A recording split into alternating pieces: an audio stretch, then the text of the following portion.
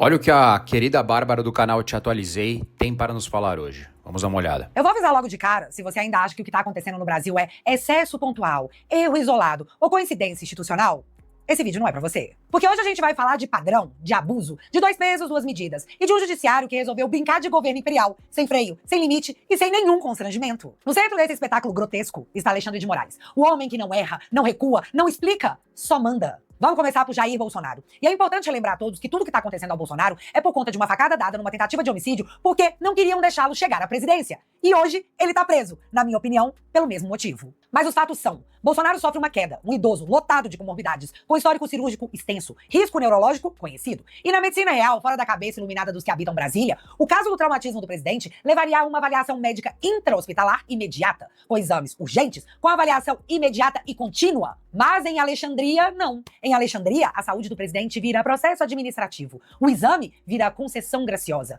O atendimento vira ato de bondade judicial. E assim, primeiro negam, depois condicionam, depois liberam parcialmente. Sempre com aquela mensagem subliminar que é óbvia pra quem vê. Sem exagero, sem drama e, ó, não criar narrativa, hein? Narrativa? Narrativa é fingir que isso tudo é normal, com todo o histórico do presidente após a queda, que não foi vista porque o cara tá praticamente numa solitária. A ida ao hospital foi negada por mais de 24 horas. E assim, eu não sou médica, o Alexandre também não é médico, ele é só imperador. Portanto, acho que aqui é importante a gente ouvir a avaliação médica especializada sobre o caso. Polêmica envolvendo o trauma de crânio do presidente Bolsonaro. O presidente Bolsonaro teria caído durante a noite e batido a cabeça em um móvel que tem ali na cela onde ele está. Não se sabe se houve perda de consciência no momento do trauma ou não, porém, sabe-se que houve alteração de memória do período de tempo logo após ou algumas horas após o acidente em si. Isso foi relatado amplamente por médicos e pela própria esposa, Dona Michele. Isso tem um nome técnico, isso se chama amnésia lacunar. Os guidelines da Sociedade Brasileira de Neurocirurgia são muito claros no manejo do trauma de crânio. Não falam em nome da SBN, porém, como neurocirurgião há mais de 20 anos, tenho pleno conhecimento dos guidelines. Quando há um trauma de crânio, onde há perda de consciência no momento do trauma, ou amnésia lacunar, que é justamente o que aconteceu com ele, há indicação absoluta de monitoramento intra-hospitalar do paciente, pelo menos pelas primeiras 24 horas, em um hospital que tem acesso à tomografia de crânio e equipe de neurocirurgia de retaguarda, porque há um risco de desenvolvimento de hematomas extradurais ou subdurais nessas primeiras horas e, talvez, se isso acontecer, será necessária intervenção cirúrgica imediata sob risco de vida. Veja, não estou aqui tendo nenhuma posição partidária, estou sendo exclusivamente técnico. No início da minha carreira, trabalhei em muitos hospitais públicos violentos, como o Hospital do Campo Limpo, Pirajussara, o Hospital de Serraria, onde era comum termos bandidos presos em flagrante, estupradores, assassinos, indivíduos que cometeram latrocínio, assaltantes de banco, que tinham condições de emergência e ficavam em ambiente intra-hospitalar, sob escolta policial, até que a sua condição de saúde se estabilizasse e eles pudessem ser transferidos para o estabelecimento penal. Ficavam ali sob os cuidados médicos, mas sob escolta da autoridade policial. Volto a dizer, não se trata de partidarismo, se trata de uma postura técnica, que é garantida mesmo a bandidos da pior estirpe presos em flagrante. O Conselho Federal de Medicina se manifestou a respeito disso, tem uma nota do Conselho Federal de Medicina que foi tornada pública, aonde ele diz que a autonomia médica deveria ser respeitada e, nesse caso, foi explicitamente desrespeitada. Então fica aqui o meu esclarecimento técnico para vocês, para que vocês não se deixem manipular por noticiazinhas que saem na mídia. Direito à saúde é um direito fundamental que até bandidos da pior qualidade têm direito, quanto mais um ex-presidente da República. Então, foi o que o neurocirurgião relatou. Médicos assistindo a esse absurdo resolveram agir como médicos. Aí, o Conselho Federal de Medicina instaura uma sindicância técnica legal prevista em lei para apurar o que foi que aconteceu e se houve de fato uma negligência que foi noticiada em tempo real por toda a mídia. Mas aí entrou o imperador. Alexandre anula de forma monocrática e de ofício essa sindicância, chama a atuação médica de desvio e manda o presidente do CFM prestar depoimento para se explicar. E assim, eu não tenho certeza se vocês entenderam a gravidade disso, mas o doutor Enio Virtebo fez questão de mastigar essa loucura lá no Twitter. Aspas pra ele. O ministro Alexandre de Moraes simplesmente anulou a abertura de sindicância do Conselho Federal de Medicina para apurar o atendimento médico de Bolsonaro. Vamos falar o óbvio? É uma ilegalidade bizarra de Moraes. 1. O STF não tem competência para anular sindicância de autarquia de forma originária. 2. A anulação, ao que tudo indica, foi feita sem qualquer provocação. 3. O presidente do Conselho Federal de Medicina está sendo intimidado pelo ministro. Inclusive, Moraes não cita nem qual seria a conduta criminosa do presidente do CFM que será apurada. Ele deixa em aberto para constranger e pressionar. E 4. Moraes ataca o Conselho Federal de Medicina, dizendo que eles emitiram a nota em total ignorância. Moraes não aceita qualquer controle externo sobre seus atos insubordinados. Isso é mais um degrau que o ministro sobe na sua escalada autoritária. Hoje é o Conselho Federal de Medicina. Amanhã é a Ordem dos Advogados do Brasil. Acorda, Beto Simonetti. Daqui a pouco, o Moraes vai começar a anular até as suas notinhas de repúdio.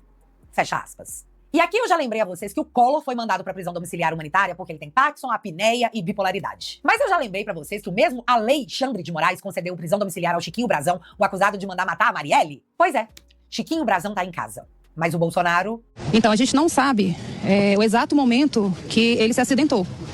Conversando com ele, quando eu cheguei na sala onde a gente é liberado para poder ter esses 30 minutos, ele não conseguia falar, ele não se lembrava. Eu perguntei para ele, foi pela manhã? Porque ele tem uma pequena janela. Ele falou, eu acho que não, porque ainda não tinha luz do dia. Então a gente não sabe se foi já amanhecendo ou se foi à noite, na madrugada. A gente não sabe o tempo certo. Ele teve muita dificuldade. A gente não sabe se ele estava dormindo, levantou sonolento para ir ao banheiro e na volta caiu, porque eu fiquei sabendo que tem um degrau do quarto para o banheiro. A gente não sabe exatamente. Então não posso confirmar isso para você se ele teve tempo de lembrar também, se ele tem essa medicação forte, que ele toma uma Ampliquitil, que deixa ele muito sonolento, tanto que tem que ser fracionada. Se ele tomar um comprimido de 100 miligramas, né, doutor Caiado? Ele fica o dia todo deitado, ele não consegue interagir com você, então é fracionado. Então ele não fica 100% bem. Então não sei se ele lembrou também que ali tinha uma campainha para ele poder pedir ajuda. O Jair é uma pessoa que ele já acostumou a conviver com a dor, desde 2018. Por 3 vezes dentro do hospital, eu vi ele pedindo para Deus levá-lo, porque ele não aguentava a dor que ele estava sentindo, por conta do intestino. Então ele já se acostumou, ele já está nessa zona de sofrimento, e eu acho que isso é até para ele trabalha o subconsciente dele, para ele poder continuar vivo. Ele já ligou esse modo, sobrevivência. Então ele é uma pessoa que ele não gosta de incomodar. Eu estou casada com ele há 18 anos, eu sei que ele não gosta de incomodar em relação à alimentação. Ele aprendeu a viver do jeito dele. Então a gente tem esse cuidado porque ele tem 70 anos, ele já passou por 9 intervenções cirúrgicas, ele tem várias comorbidades, então a gente sabe que a medicação também é uma medicação que tem fragilizado ele tem essas tonturas. Em casa eu fico sempre ao lado dele. Quando ele levanta, eu já estou ao lado dele, porque eu tenho medo dele cair, ele tem aquela tontura matinal.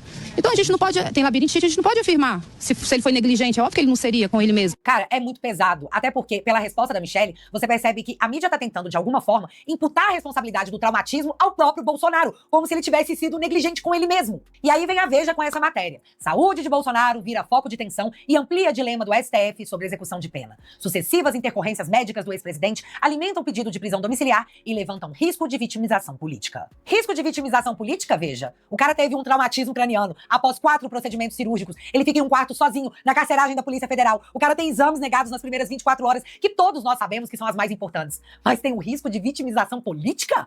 E o que eu tô percebendo é que a mídia tá com receio da população começar a falar em voz alta, vencendo o medo, que, opa, isso aí não tá bizarro demais? E vem cá. Quem é que tá preocupado com o presidente do Conselho Federal de Medicina sendo agora levado para prestar depoimento por exercer suas atribuições? Estamos agora cerceando médicos no Brasil? Onde é que foi parar o slogan "Respeite a ciência"? Cara, cadê o Procurador-Geral da República? O PGR simplesmente sumiu. Se bem que ele só some quando o assunto envolve a direita. Porque essa semana ele apareceu para pedir o arquivamento da investigação em cima do senador encontrado com dinheiro cagado na cueca. Vocês entenderam? O Gonê quer que se encerre as investigações do porquê o senador estava com dinheiro escondido da polícia em sua cueca. E citando esse moço que sofre de desaparecimentos pontuais, eu vou aproveitar para entrar no próximo tema do vídeo. Felipe Martins e o caso que deveria constranger qualquer pessoa minimamente honesta. Felipe Martins foi preso preventivamente, o motivo foi um suposto acesso ao LinkedIn. Sim, gente, LinkedIn, currículo online. E a acusação era que ele teria usado a plataforma, descumprindo ordem judicial. Mas aí, você não acredita que a defesa fez? Fez o básico, o óbvio, o que o próprio Alexandre deveria ter feito antes de mandar prender alguém. Checou os fatos. Resultado, o último acesso do Felipe foi em 2024 e nenhum uso recente, nenhuma violação foi encontrada. Ou seja, o fato que levou Felipe à prisão preventiva não existia. Novamente, Felipe foi preso por algo que ele não fez. Em qualquer democracia funcional, isso encerraria o assunto. Mas aqui não. Aqui o juiz ignora a prova. E ignorar a prova não é erro técnico. É método. É praticamente dizer, a verdade não importa. E pra piorar o pacote do absurdo, Felipe Martins foi transferido de presídio, levado na surdina pra penitenciária que o jogou numa solitária com privação sensorial. Sem aviso à família, sem aviso à defesa. Primeiro prenderam sem fato comprovado, ignoraram as provas da inocência. Depois isolam, depois fingem normalidade. Fingem que são o Godines no fundo da sala, assoviano, tipo, ai, o quê? Tem alguém falando comigo? E a imprensa? Boa parte tá tratando isso como uma nota de rodapé. Normalizar o absurdo virou linha editorial. E assim, o regime se consolida, com direito ao PGR, Paulo Gonê, fazendo de conta que não tá vendo, enquanto a militante que atua como jornalista faz piada ao vivo sobre o traumatismo do Bolsonaro. A internet não deixará que a história esqueça tudo que tá acontecendo. Nós não deixaremos, pois estamos tendo filhos. Nossos filhos estão tendo os nossos netos. E estamos contando a eles, mostrando a eles cada acontecimento. Tudo o que aconteceu é um caminho sem volta. E é bom que eles saibam disso. Aliás, eu realmente acredito que eles possuem plena consciência desse fato. Eles sabem que perderão o controle, que perderão o poder, que serão julgados por seus atos. E por isso tamanha repressão. Por medo. Medo da responsabilização de seus próprios atos. Mas tá, vamos agora subir o nível, se é que isso é possível. Nos bastidores, um aviso circula no PT e está estampado no jornal como se fosse algo supernatural. Cuidado com o Banco Master. Segundo a apuração do Lauro Jardim do O Globo, Lula já foi alertado por gente do próprio partido que se o Vorcaro, presidente do Master, abrir a boca, a bomba também vai explodir no colo do partido. Palavras da própria matéria. Agora vem cá. Em qual democracia relativa uma notícia como essa sai no jornal de que, se o presidente do banco, alvo de um dos maiores escândalos financeiros do país, abrir a boca, o PT, partido do presidente, que teve sua cúpula inteira envolvida na Lava Jato e só se safaram porque o STF anulou as provas, vai ser explodido? Ah, gente, matéria dessa é de boa, vamos só deixar isso aí, matéria de um parágrafo, só pra ninguém falar que ninguém noticiou. Bicho, tá todo mundo louco? O jornalista Ricardo Feltrin fez um vídeo em que ele comenta ter conversado com uma pessoa envolvida no caso Master e ela relatou que o melhor pro Brasil era que esse caso fosse arquivado, porque se o povo tomar um real conhecimento do que aconteceu naquele banco, não vai sobrar república, que é um novo nível de corrupção e que nós não estaríamos preparados para isso. O que nos leva ao último assunto desse vídeo. TCU. O recuo vergonhoso do ministro que estava isolado. Todos nós estamos assistindo o ministro do TCU, Jonathan de Jesus, que, aliás, é importante ressaltar, não possui competência para tal, tentando fazer uma inspeção no Banco Central na tentativa de, segundo a matéria, reverter a liquidação do Banco Master. O órgão fiscalizador estava indo parar no banco dos acusados. Igualzinho aconteceu na Lava Jato, onde quem investigou corruptos acabou virando vilão. E antes de continuar essa história, eu preciso trazer para vocês o porquê essa reversão da liquidação do Master é tão importante. E como eu não sou louca de trazer em minhas próprias palavras, eu vou deixar a Malu Gaspar explicar. Bom, André, tem vários aspectos dessa decisão do ministro para comentar. Primeiro, que é muito estranho que o ministro inicialmente reclamou que a ação do Banco Central sobre o Master tinha demorado e agora ele está achando que foi precipitada. Tudo depende do momento e das circunstâncias que a gente está vendo quais são. Agora, segunda coisa, o TCU tem poder para reverter uma liquidação? Uma coisa é você ter poder para investigar a ação do Banco Central, outra coisa é reverter uma liquidação que foi realizada a partir da constatação de fraudes. Se o ministro acha que tem poucos documentos para mostrar o que é a fraude ou não, isso é outra coisa. Agora, reverter a liquidação, que é o que a gente sabe que é o que se quer nos bastidores, eu não me parece que o TCU tem esse poder. Isso vai gerar uma outra questão e isso vai acabar caindo no STF. E aí tem o último aspecto que eu queria falar, justamente relacionado a essa questão do Supremo Tribunal Federal. Por que tanta insistência em reverter essa liquidação? A gente sabe que se o banco do Vorcaro voltar a funcionar, muito provavelmente ele vai morrer novamente, porque não tem mais credibilidade. Quem vai comprar um título desse banco? Quem vai fazer um depósito nesse banco? A gente sabe que não é isso. Agora, por que acabar com a liquidação? Porque a liquidação é o último ponto, é o último flanco de investigação sobre o que aconteceu no Master. O liquidante tem acesso a todos os papéis, que hoje a gente não tem mais no STF, não tem mais na CPI. Se acaba com a liquidação, a gente não fica mais sabendo o que aconteceu no Banco Master. Vocês entenderam? Com a liquidação do Banco Master revertida, os dados da falcatrua monstruosa que o Brasil não tá preparado pra saber vão desaparecer. Os caras estão desesperados pra enterrar isso. Mas o problema é que o escândalo se tornou maior do que eles conseguem matar no peito, a ponto de ministros do STF se manifestarem em off pra jornalistas, dizendo que essa atuação do TCU é um absurdo. E vem cá, se o STF não vai matar essa no peito, só sobrou uma única alternativa ao ministro Jonathan de Jesus: arregar. Em meio ao desgaste do TCU, Jonathan recua de inspeção no Banco Central e de possível cautelar em favor do Banco Master. Relator havia ficado isolado e teria exposto a Corte de Contas desnecessariamente. Ainda mais depois do novo escândalo que o Banco Master comprou influenciadores para atacar o Banco Central em favor do próprio Banco Master. E se não me engano, o Alexandre chamava isso de milícia digital. Né, Alexandre? O que eu tô entendendo disso tudo é que vai dar Merlin e ninguém quer tomar pra dentro sozinho. Logo, podemos esperar o escândalo completo. Ou a conta gotas. Depende do que a imprensa vai querer fazer. E galera, isso tudo não é acidente, não é um excesso pontual, não é coincidência. É projeto de poder. Um projeto onde o juiz vira imperador, a prova vira detalhe, o direito vira concessão, a instituição técnica vira obstáculo e o cidadão vira só um dano colateral.